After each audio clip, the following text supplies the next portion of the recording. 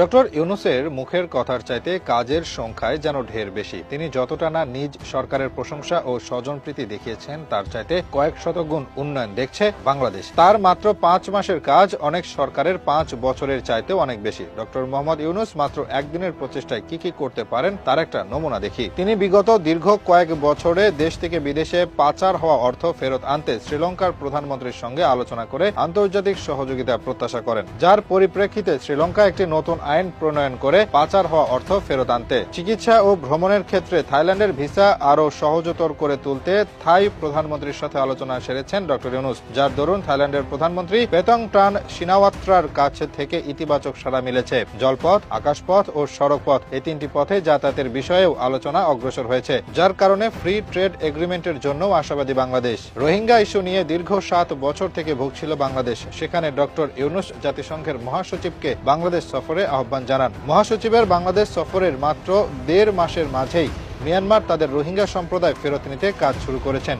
70,000 জনের পরিচয়পত্রের যাচাই বাছাই করার পাশাপাশি 1,80,000 রোহিঙ্গা ফেরতের কথা দিয়েছেন। বাকি 5 লক্ষাধিক রোহিঙ্গা ও ফেরত নেওয়ার আশ্বাস মিলেছে। এমনকি মার্কিন সরকার কর্তৃক রোহিঙ্গাদের বরাদ্দ অনুদান জনপ্রতি মাসিক $7 থেকে বৃদ্ধি হয়েছে $12। এছাড়াও আলোচনার মাধ্যমে বাংলাদেশকে আসিয়ানের সাথে যুক্ত করার পরিকল্পনা পাকাপোক্ত করেছে অন্তর্বর্তীকালীন সরকার। এটি সক্ষম হলে Indonesia, Malaysia, Singapore, Thailand, Philippines, Vietnam, Laos, Myanmar, Cambodia ও ব্রুনাইয়ের সাথে ভিসা ছাড়াই যাতায়াত করতে পারবে বাংলাদেশ। এই সকল কিছু করতে ডক্টর ইউনূস সময় নিয়েছেন মাত্র একদিন। এর বাইরেও তিনি যে সকল কাজ করেছেন তার লিস্টও ছোট নয়। তিনি চীন সফরে গিয়ে চীনের সাথে বাণিজ্যিক সম্পর্কের উন্নতি ঘটান। তার আলোচনার মাধ্যমে চীনে শুল্ক মুক্তভাবে 2028 সাল পর্যন্ত বাণিজ্যের সুযোগ লাভ করে বাংলাদেশ এবং 12,000 কোটি টাকা ব্যয়ে 4টি মহাসাগরীয় কার্গো শিপ ক্রয় ও 10,000 কোটি টাকার তিস্তা ব্যারেজ তৈরি এবং বাংলাদেশকে বিশেষ অর্থনৈতিক অঞ্চল হিসেবে গড়ে তুলতে $1